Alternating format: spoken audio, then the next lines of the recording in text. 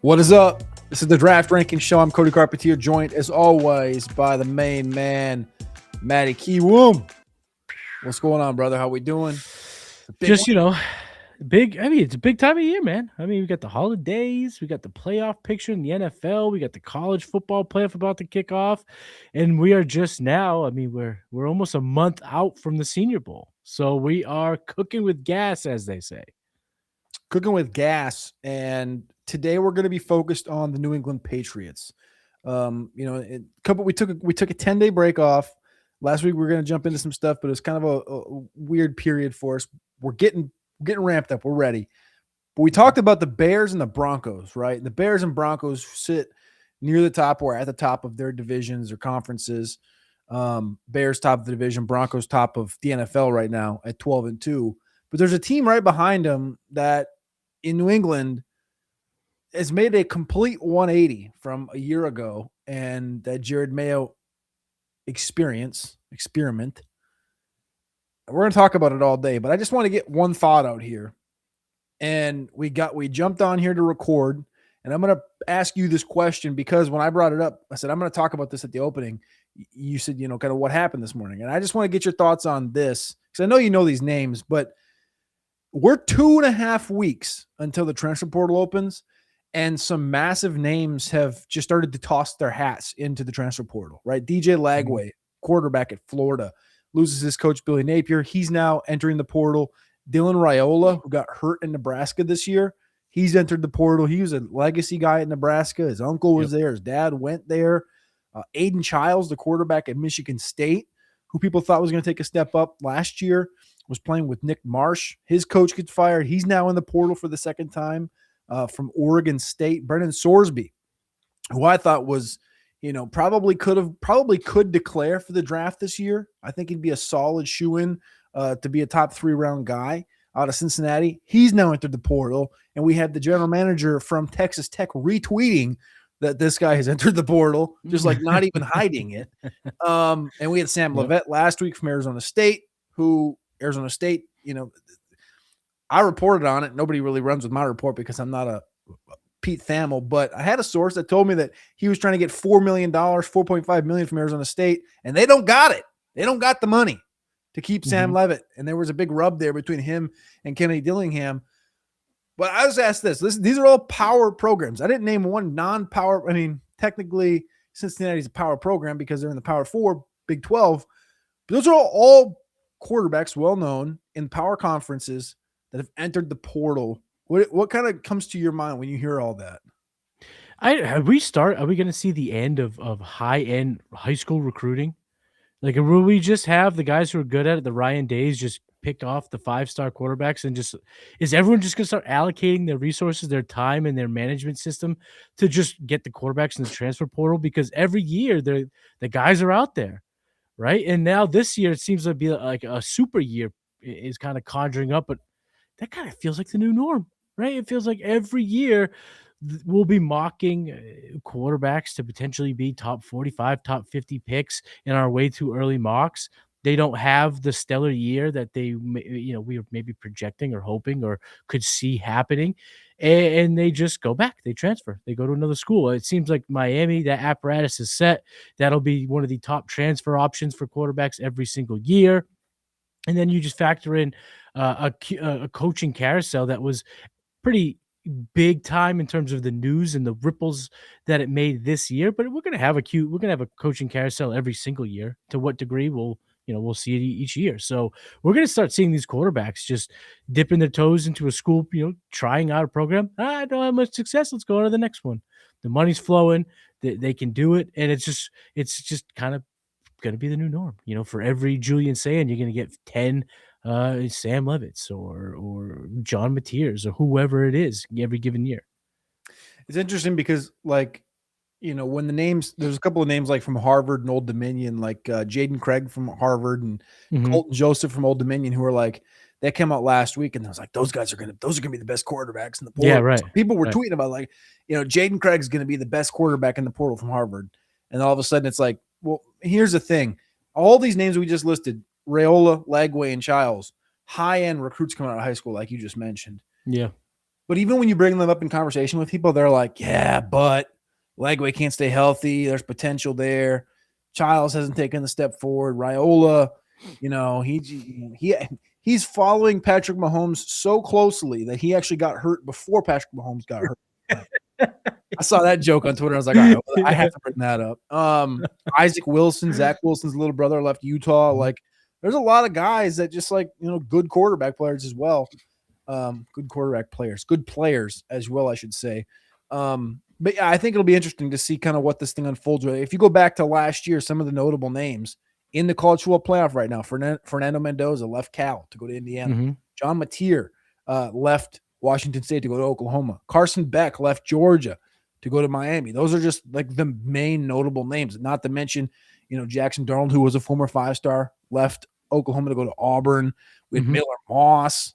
We had Connor Weigman. Like, there was a lot of big names like Nico, right? That was the late one. Yep. A lot more. Yep. So, yeah, I do think it'll be interesting. We'll see. Like, this year feels like it's more big name based, but it's going to be interesting. I don't know. I'll be interested to see who goes out and gets these guys. I think Legway, to me, immediately is LSU. Miami's They're going to have their first pick. They're going to take the first pick, whether that be Levitt, Lagway, Sellers.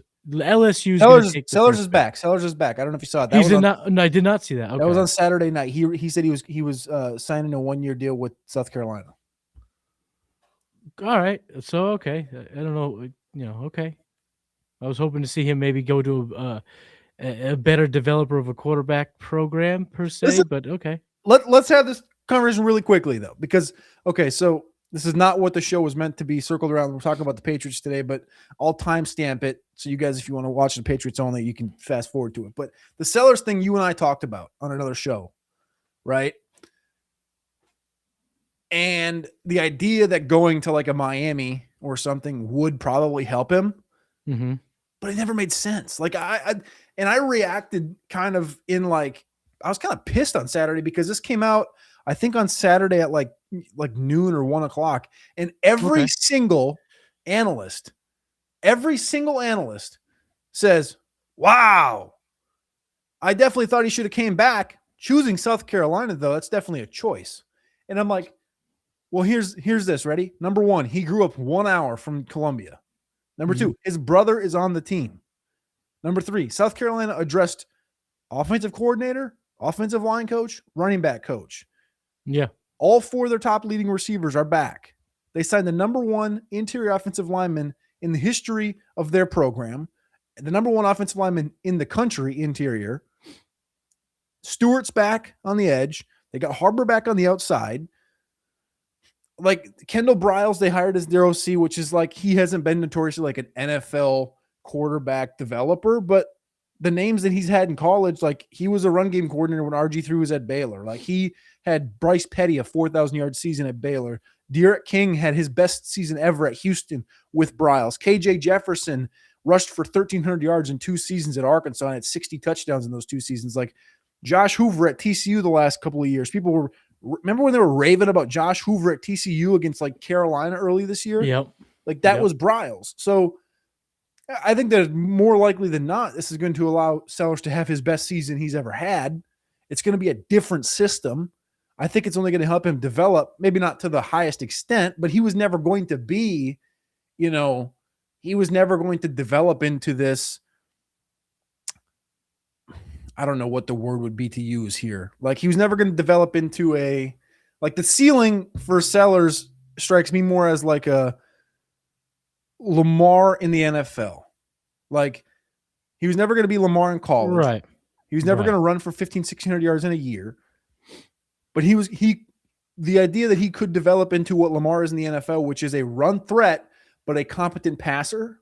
Like I think that's a possible thing. And that may sound nuts, but I still think that's definitely on the table in 2026. So I don't know. I just had to get that off my chest because like I saw a ton of people that we respect, a ton of NFL draft analysts in the space just being like, oh, I'm so shocked. And I'm like, why are you shocked? These guys are getting paid. Like he's probably getting $3 million to stay home.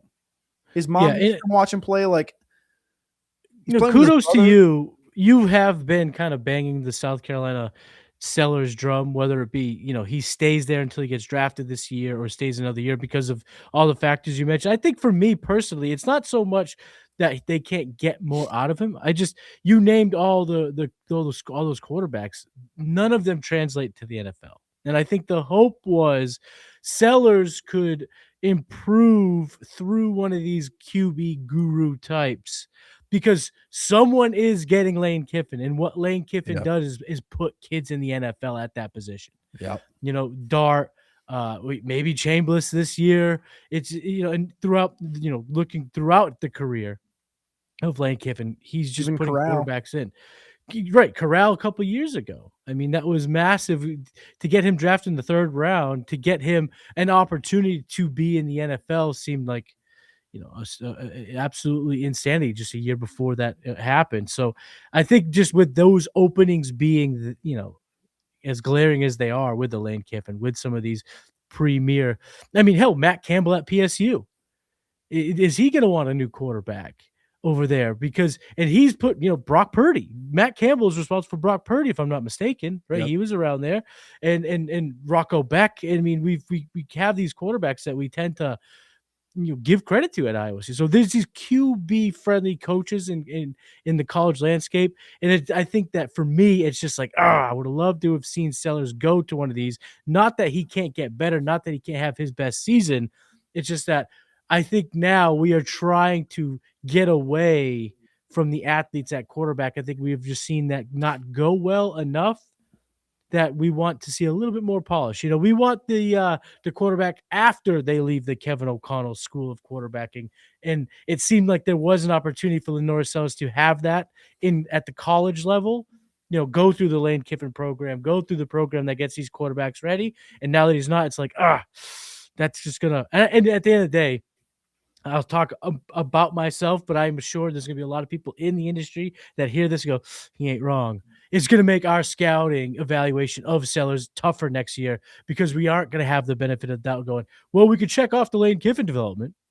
The things that we just kind of could bake into the evaluations. We're not going to get that. We're going to have to see what Beamer could do with this new scheme and this new fit. But personnel-wise, team-wise, South Carolina is looking to be pretty damn good in 26. So I don't besmirch the decision. I think it was a good decision. I think just from an evaluator standpoint, it's just he had this opportunity to go to a QB-friendly program that, it just would have made my life a little bit easier when breaking his profile down next year.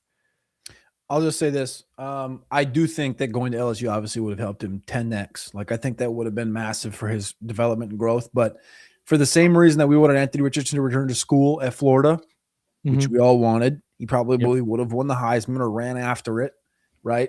That team was 6-7 as well. Wasn't good, and he did not get paid $3 million at that current stage to go back to Florida. So it is what it is. I think Sellers is going to be a monster next year among a class that is going to be maniacal. So hope him nothing but the health, wealth, and they might not be an 11-win team, but if they win 8 or 9, I think he'll be a sought after player.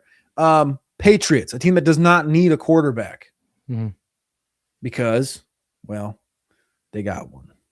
Oh yeah, baby. They got a baller, right? They got the guy in Drake May who is at the top of the conversation right now in MVP odds. He's probably going to lose out to the wily vet Matt Stafford, who just keeps on just ripping that pigskin all over the yard. And he's got a couple of banged up receivers right now, but Stafford's probably going to run away with this thing. But it should not be overlooked. Drake May's in this conversation. The New England Patriots have not made the playoffs since 2021. Haven't won the division since 2019. They haven't won 10 games since 2021. The last conference title game they played in was 2018. I'll start with this. Of the new coaches in 2025, so Vrabel, Patriots, Ben Johnson, the Bears, Liam Cohen with Jacksonville, Shoddy in Dallas, Kellen Moore, New Orleans, Aaron Glenn, New York, Pete Carroll in Vegas. Only 3 of these guys have completely turned their programs around. New Orleans, New York, and Las Vegas are in the same spot they were a year ago. Dallas, honestly, is doing better than they were last year. They're 7-7. They were 7-10 last year. But the notables are Ben Johnson, who's turned the Bears from a 5-12 into a 10-4. Liam Cohen's turned the Jacksonville Jaguars from 4-13 to 10-4. But the biggest turnaround has unequivocally been 4-13 New England Patriots to the 11-3 New England Patriots. And we just happen to have a kind of like how I'm a resident South Carolinian right now, and I kind of have a little more of a better vibe on Lawrence Sellers than Gen Pop probably.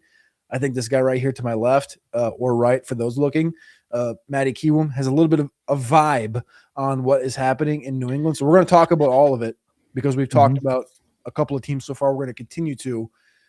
Mike Vrabel in 2025, to me, has been a clear culture shock and change back to what we've seen the last couple of years, whether it was the back end of Bill Belichick or the 1 year with Jordan Mayo.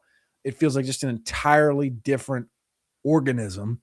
And really the only thing that's changed is Vrabel. So the thing that you have to know about the Patriots is that it's coming together this year, but it's 3 years kind of in the making. And the Crafts, from just my opinion, got very lucky, very fortunate with how it's panned out. So 3 years ago, if you can remember, was the last year Bill Belichick. Things was an absolute shambles. It was a dumpster fire up here. They had run the experiment with Cam Newton. They had drafted Mac Jones. They got to the playoffs with Jones. He got the shit kicked out of him by the Bills. And then they had the whole Joe Judge, Matt Patricia offensive coordinator shenanigans happen the following year. And that was it. That was the end of it all. It was out the door. Bill O'Brien came in the year after, I believe. That was going to save things. And then this year, 3 years ago, was the last year of Belichick. And he gets fired. And Gerard Mayo is named head coach almost immediately. And so to understand what's happening now, you have to understand what happened then. Back then, even a few years before the hiring, supposedly, as reports go, on a trip across the ocean, Robert Kraft promised Gerard Mayo to be the heir apparent at quarterback, paid him to do so. And the thought was over these next couple of years, he'll learn from Belichick. As Belichick retires, you'll have at that point, hopefully your defensive coordinator waiting to be promoted. Well, everything got accelerated. Belichick was fired, mutually parted ways, whichever narrative you want to believe. And there it is. The handshake deal comes to fruition. Gerard Mayo is named head coach. With his hiring also came a new, team building personnel, because the Patriots had been under the Belichick full engineer GM coach program for 2 decades, right? So they bring in Elliot Wolf, who was the de facto GM. I think his actual title is like vice president of player personnel. So they bring in Elliot Wolf, who's beloved by the NFL, well known, son of a team builder, has been in this game for a long, long time. He brings on Matt Groh and Alonzo Highsmith. So this was the three guys that were brought in to build the New England Patriots with Gerard Mayo as head coach. Year doesn't go well, and it seems as if the speeding up of getting Gerard Mayo into head coach was detrimental to his ability to lead a team. Guy's a good coach, well respected up here in New England. Sources that I have up here that know Mayo or were close to, at least when he was in, believe he strongly wants to get back into coaching. Still strongly believes he'll be a good coach, whether it's defensive coordinator, linebackers coach, or gets to head coach one day.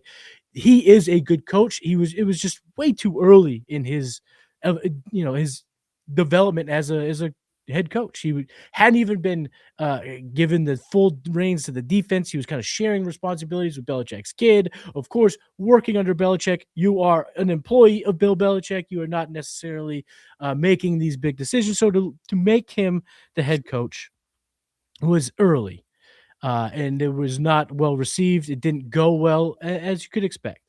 So then you fast forward to this year, and here's where the real luck comes into play, because not only is Mike Vrabel looking for a job, because he should have been hired a year ago. Patriots said no to him, and they got lucky that he was still available. And not only were they lucky that he was still available, they got lucky that he's Mike Vrabel and went out and was doing things with Ohio State, was doing things with the Browns. Like, this guy has been a sponge for coaching since he stopped playing. And they get lucky that he's there. So they hire Mike Vrabel, seem fit. Now, depends on what reports you want to hear.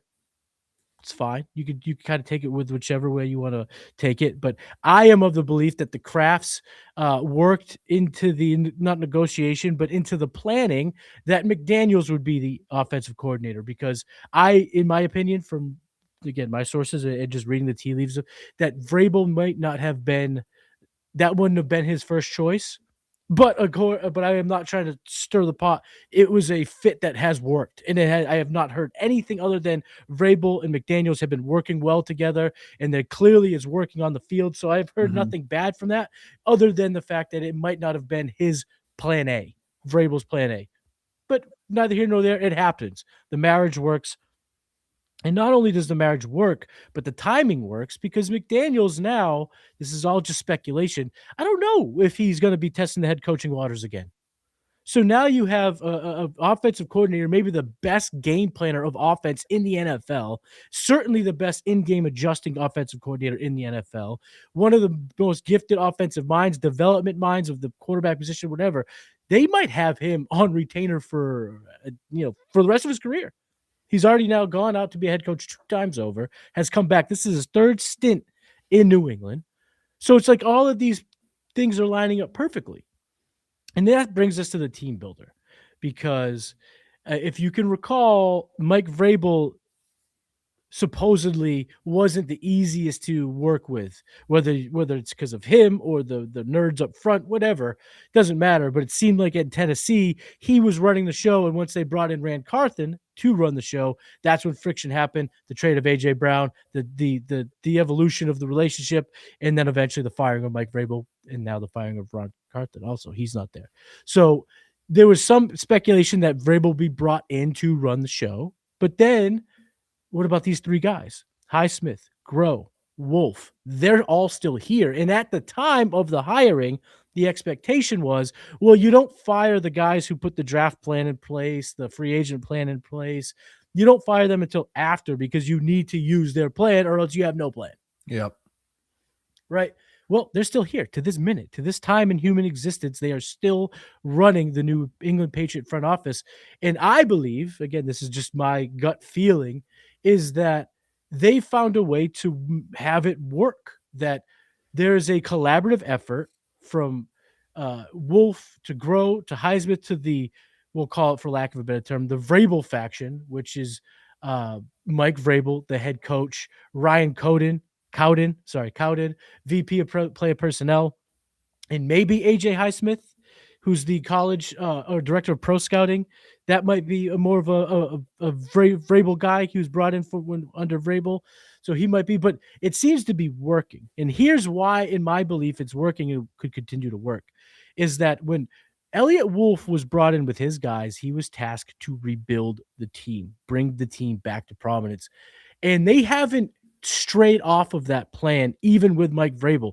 It would have been a lot easier for Vrabel to come in if he was calling all the shots and wasn't having the collaborative mindset to make the trades at the deadline, to try to win early. But what they've decided to do was allow the plan to work. This is not a 1-year rebuild, a 2-year rebuild. This was a stretch of 2 to 5 years or 2 to 3 years to get this team back on track. They haven't done the Commanders way of thing. They didn't trade the 2nd round pick for Marcus Lattimore. They didn't trade a whole bunch of picks for the veteran left tackle. They didn't push their chips into the win now window. They're going to expand. They still have a bunch of picks over these next couple of years. Most cap space in the NFL as they currently speak. The 24th highest team total cap in the NFL. So the plan is not to maximize 2025. The plan was to maximize the last few years of the Drake May contract, and they are very much on track to do that. And the through line, Cody, through the hiring of Wolf and Mayo to the firing of Mayo and the hiring of Vrabel, the through line has been this word being thrown around: collaborative. You hear it in a lot of the reports. You hear it in a lot of the press conferences. When Mike Vrabel was introduced, when Mayo was introduced, this collaborative effort. They are asking about, the media asked questions about Drake May early on. This has been a collaborative effort between me and Josh and how we're doing this and da-da-da-da. It's been a collaborative effort. We've talked about it here when we break down the GMs, when we're talking about team building on TDR. We always talk about the marriage of ownership to coach. The Patriots have seemed to have found it, not necessarily through razor sharp decision making and threading the needle, but they may have just gotten a little bit lucky, a little bit fortunate, and then of course having the cojones. And you got to give Kraft credit what credit is due, is to move on from a guy like Mayo, who by all accounts was very close with the Kraft family. So letting him go after 1 year was not easy for him to do, and they stepped up, made it happen, brought in the guy that you could say, this time, or I should say before the Gerard Mayo hire, the dream situation was Vrabel off, head coach in Gerard Mayo DC. They didn't, Yeah. unfortunately go that route, so it didn't end up happening. But they still get Vrabel. They end up getting McDaniels, who is just a perfect fit in terms of the offense and his ability to adapt his offense to the philosophies of Mike Vrabel and to the team building prowess and all that stuff. And the thing about it all working, it took a little bit of luck, but that's okay because we're here now. The team looks to be good, and it doesn't look like a flash in the pan situation. This looks like a team that's sustainable. They got their quarterback, and they do have capital to make improvements this offseason, draft and monetarily. So you got to give credit to the whole thing, but Vrabel gets a ton of the credit because he deserves it. Having the guy with the ability to command, what do they always say about coaches? The ability to lead men. His ability to do that has aligned, the philosophies, the quote unquote Patriot way. I know it's kind of a lame term used. People have got fatigued to that for sure, but it's a new era of Patriot way, and it seems to be working from ownership to head coach. Can I ask you one question? So one train of thought I have here is it's the first time that, so as we sit right now on December 15th. So if anybody's watching this thing back, this is taped, not in January or something. If you're watching at that point, the Patriots right now are 11-3. They were the number one spending team in free agency this offseason, right? We talked about this summer, the number that they spent on contracts and free agency. And you talked about the cap that they still have going into next year available and the draft assets. We can talk through all the picks that they sent and the picks that the players they've gotten rid of, the Uches and the Judons and the Kyle Duggars and players like this that they're like, all right, it's not fitting, whether it's culture or scheme or what, move off. You move Mac Jones. You had Joe Milton. You moved Joe Milton. You move these guys to continue to build assets, continue to build that war chest. And I think as a collaborative effort, I think everybody gets some share of this pie here, right? You talk through all the way through the whole thing there, and I guess the one thing that you could probably attest to more than I can is the last regime, not the last, but the regime of the last 20 years with Bill Belichick. It was always just Belichick. And then it became, well, who gets the credit? Is it Belichick or Brady? Well, whatever side you die on, we're not going to argue about that today, right? I think it probably goes to both, right? Belichick had to make some big moves. I'm sure he had some other people in his corner that had to make some, hopefully not just be yes men the whole time. I anticipate that there were some people that helped him along the way. But Brady had to do a lot of the game planning and the playing, and I'm sure he was like, yo, I think I can make Chad Ochocinco work. I can make Randy Moss work. I can do this. Whatever. But this year, this team spent, and this doesn't usually happen, right? The most famous one, I think, is you can go back to, I think it was 2014. Was that the year? Or was it 2015? I wasn't quite. year. The Philadelphia. When they're going the undefeated season. No. Free agency. When the Eagles spent the quote unquote dream team. The dream team. Right? They signed Nnamdi Asomugha. Yep. Okay, all these guys. And they spent a bunch of money and it fell flat on its face. So if you look at the last 10 years or so, the team that spent the most money in free agency, Carolina last year, 5-12. Denver the year before that went 8-9. Jacksonville the year before that went 9-8. They won the AFC South that year. New England in 2021 was the high spender.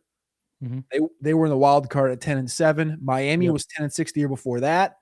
Jets 7-9. Jets 4-12. 2017 is the last time a team won their division and made the conference championship. That was the Jacksonville Jaguars 10-6 in 2017. None of those teams have won 11 games. The Patriots are at 11 wins right now, coming off of a 4-13 season. And the amount of money spent, Maddie, we talked about how big this number was in the offseason, $364 million in contracts, which was nearly $100 million more than the number 2 team, Minnesota.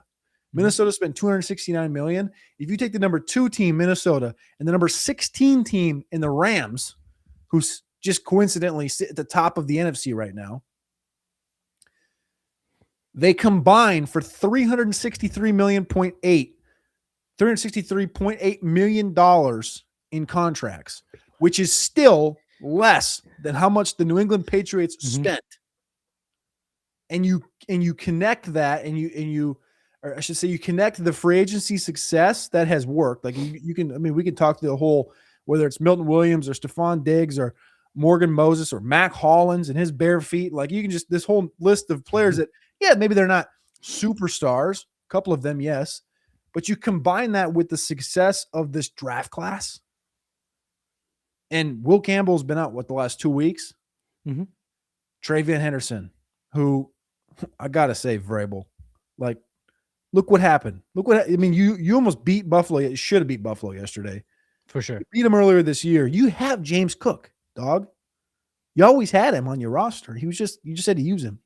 But the success of the last 2 years in the draft, like getting a guy like Drake May, getting a Will Campbell, getting a Travion, just as your top line early draft pick guys, coupled with hitting the free agency the way they did, they how's it feel, Maddie? As I guess talk about it from a little bit of a fan perspective too. How did it feel from that perspective of understanding and seeing the last 2 years of like, this is how they're trying to do this. They're going to throw all this money at it, but they're going to be savvy from a draft picks perspective, and they're going to utilize those top draft picks and hit on them.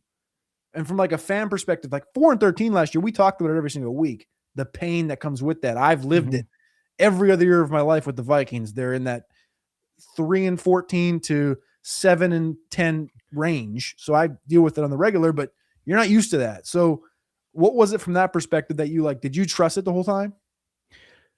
I've been on the roller coaster since the end of Belichick. Of course, the highs were the highest, and then at the end, the lows were terribly low. And I was excited about Mayo, and then those lows were even more so. And at that time, what happens is the negatives become so loud, and it becomes this narrative. Drake May is not the guy because they didn't pick May. They were given May. The other 2 guys were taken. They just picked the next highest quarterback. But that's you could have stepped on your dick. They could have stepped on their dick. Oh, no, don't get. But this is why I bring it up, is because when you're on the coaster and you're at the lows, that narrative makes sense. That narrative is believable. That narrative gets at your soul as a fan. But it never really turned my brain around because we do this, Cody. So I knew May was the man. We were in talking before that draft class that May was the best quarterback in the class, above Williams, above Daniels, above Nix, above Penix, above them all. So, in my head, my brain, I'm like, this is cockamamie. Shout out Alex Dunlap. This is cockamamie. But in my soul, it hurt because you're riding. You're like, yeah, shit, maybe. Then they bring in Vrabel. And I will say, the second they brought in Vrabel, the universe did feel right. It all clicked. It did. And the expectations were not this high, but it was like, they could win 10 games. They could win 9 games. They can make the playoffs. They can look better than they have. And so the expectations were never through the roof, but they were in a positive direction. They've exceeded all expectations. And I think what we've kind of, taking a little step back, kind of looking at it without the fandom, just kind of looking at it. And if I was analyzing this team as we talk about franchises and team builders on this show, I think the success that they've had is the ability for the guys who were here, the Wolves and the Grows, to convey their plan to the new guys coming in, Stretch and Vrabel and Cowden, to be able to convey the plan and marry the two. It's worked because the drafting expertise definitely, the drafting expertise in the room definitely got better when Vrabel got brought in, because last year's draft was good. The Drake May draft was okay, But actually, it wasn't. It was only okay because they got Drake May. Well, that's the The two crown jewel offensive factor. linemen. You're right. You're right. It's like if you get the prize, the rest can just kind of be background noise. But they missed on two receivers. They missed on two linemen. It was a really bad class. And bringing Vrabel and his guys, maybe it was this AJ Highsmith, bringing in the other parts of this stretch, who is for all intents and purposes the Arn Adams of Vrabel, like Arnie was to Belichick. So bringing in that faction aligned the draft. The draft worked, but the plan in free agency has been this, and this is kind of going back a year even, to not necessarily get in the bidding wars for the sexy players, but spend money on the players that'll help the roster. And they really did that at a high level last year when you look back on it. Didn't get in the only true bidding war I could say they got in was Milton Williams. Yeah. And even at that, he was not the crown jewel of the position. He was, second or third. So they were still in a bidding war. They still paid through the nose. He still accounts for 5% of the cap, second highest number on the team. So it's not as if they got some diamond in the rough. I'm not saying that. But afterwards, it's like, did they go in the bidding war at wide receiver? No. They got the guy that they wanted and paid him what looked like top, higher than his market would have been projected in Stephon Diggs. It worked. People Robert worried about the Spillane. Diggs thing. Remember, Diggs didn't have his medical wasn't cleared. That's right. And there was the Stephon Diggs factor. Yeah. He's kind of been this disruptor. But if you really look and follow Stephon Diggs, and I have, through the lens of fantasy, through the lens of team building, doesn't matter. His wearing out his welcome is not nearly as bad as it gets portrayed. He has some good years. He's a very QB friendly guy. So I liked the signing, but you're right. There was a little trepidation with the signing, but Robert Spillane, kind of like your old school run blocking off the ball linebacker. They paid him, and he wasn't a sexy free agent. So they got these guys. They spent money where the team needed them to spend, as opposed to going and getting the high paid tackle, the highest paid this. No, they bring in Morgan Moses. And again, they spend money on the guy. He's not free. He's not a diamond in the rough. He's an older player with the prowess and the resume. So it's like they were able to spend. You talked about the numbers. They did spend. And it's a team that historically hasn't spent. Under Belichick, it was always a year early. He was a master of getting the replacements in house before it was a huge glaring issue. The whole what is it called? Additive. The whole saying of never go grocery shopping while you're hungry because you'll spend money when you don't need to spend it. Belichick, was the opposite of that. He never spent money. He went to the grocery shopping when he was hungry. So they always had this traditional way of getting a year out, a year early, bring in young talent, do this thing, and it worked. Because you had the marriage of Brady. But now things are different. And I think what we are seeing from Elliott Wolf, at least I hope it's a collaborative effort, because if not, we'll get that answer once they let Wolf go at the end of the year. But my sources aren't saying that that's happening. I haven't heard that that's happening. It seems like they found a good marriage between the coaching and the personnel side of things, but also allowing his input and his expertise to trickle up to the front office. And that synergy seems to be working. Let's also just make sure we give credit to where Wolf came from. Wolf was a guy that spent 13 years in an organization that was highly successful, right? He started out as a pro personnel assistant in Green Bay, was promoted to director of pro personnel, assistant director of player personnel, director of pro personnel, director of player personnel, and then director of player operations in Green Bay before getting an assistant job in Cleveland and moving on, was with John Dorsey a little bit in both spots. Like, it was him and Brian Gutekunst in Green Bay. And now Gutekunst is the GM in Green Bay, right? And Wolf, he might give a little softness. He might not seem like he might, work well in the Vrabel circle, but it damn sure feels like it's working. Yeah. And it damn sure feels like Elliott has an idea of, how to work his way around the draft board and how to work his way around an off season. Because as you just talked about, kind of the directive of like how Belichick liked to get his guys a year early and build them from within. Green Bay has never been a team that went out and spent heavy in the offseason. Never, right? They'll go maybe, and they'll go get like a Reggie White, a Mhm. Charles Woodson, a Josh Micah Jacobs. Parsons, one, you know, season-changing, career-changing player. And every single time Green Bay did that, Reggie White with Favre, Charles Woodson with Aaron Rodgers, and now Micah with Love. The first two times it worked with the Super Bowl, and Micah just Mhm. tore his ACL, and Green Bay was like had the number 2 odds for the Super Bowl coming into this last weekend's loss against Denver, but it's worked, right? He Yeah. obviously hasn't been there during this Micah one, but the last two he was. And what I'm saying that for is the fact that you don't always, just because you grew up in a place or you cut your teeth in Green Bay, doesn't mean you're going to build wherever you go the same way. It means you might have learned where to expend some time and money, where not to. And just because a team wasn't doing it where you once were doesn't mean you can't do it where you go. This is Mhm. literally an outlier from a team building perspective of completely flipping this thing on its. There's more than likely. So right now, New England is sitting, like I said, 11-3, Mhm. and they have 3 games left: Baltimore, Jets, Dolphins. One could assume you at least go 2-1. You might lose to the Ravens. We'll see. It's a road game. I think it's on Sunday night this week. But the Jets and Dolphins, you're at the Jets, that's a win, and you're home against the Dolphins, that's probably a win.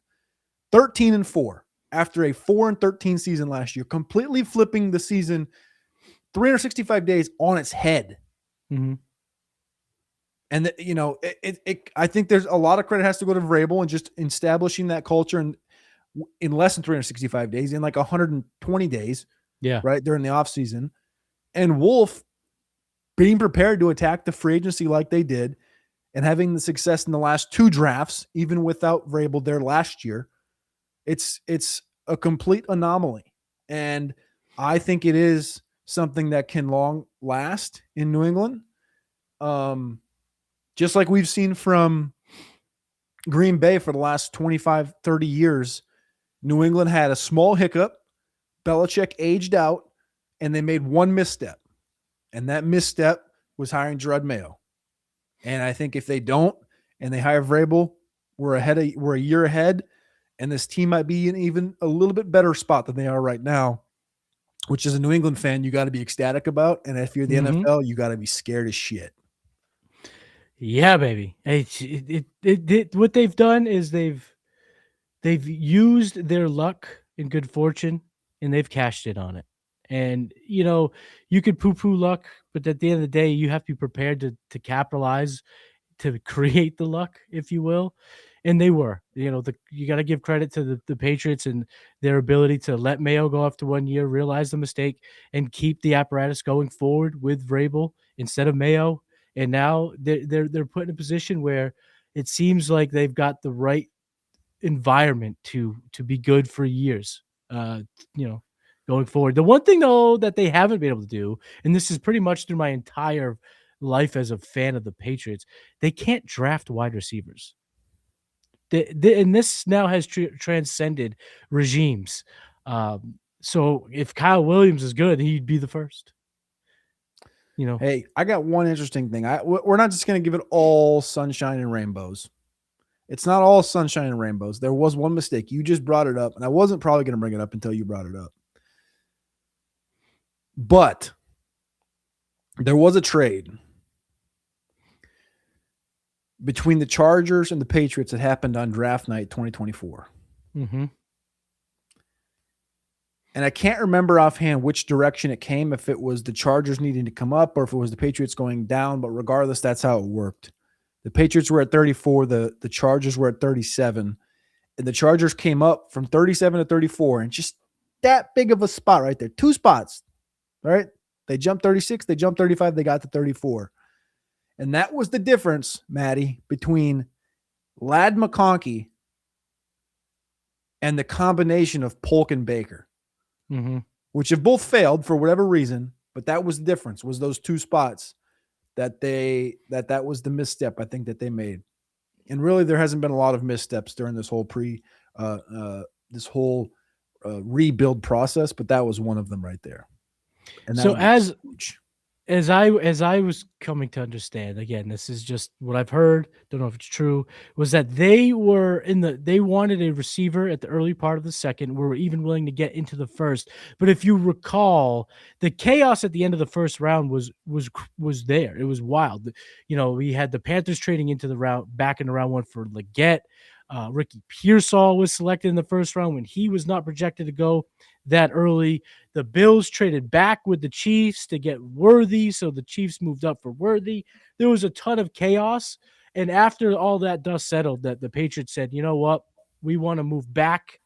We want to move out of the 34th pick. We want to get a different asset." They moved back to for Jalen Polk as opposed to Lad McConkey. And even you and I were in the same room. We were like, "Yeah, I get that move. I get that move." Polk has some traits here that could help a young quarterback like Drake May. This could work. Man, that was not the case. Lad McConkey would be a hell of a lot better on this team than Jalen Polk. Or you can look at the opposite. Maybe he fell off and Jalen Polk's doing good with the Chargers because whatever it is, the Patriots can't draft early round receivers and have them pan out. Maybe they'll have better luck last year. Better luck Better luck next next year. year. Maybe they can get a guy kind of like Vrabel found in Tennessee. There's some interesting choices out there. Some big body wide receivers in this class. Or maybe they can just go get the guy that Vrabel They had. could get they could go get my boy AJB up here in New England. We'll be Let's back go. on Wednesday this week. We appreciate y'all. We love y'all. That's the Draft Ranking Show. Portal Talk, Patriot Talk. It's been a good Monday. Happy early Christmas. Merry early Christmas. Happy early New Year. Matty Kiwoom, Cody Carpentier. We out. Peace.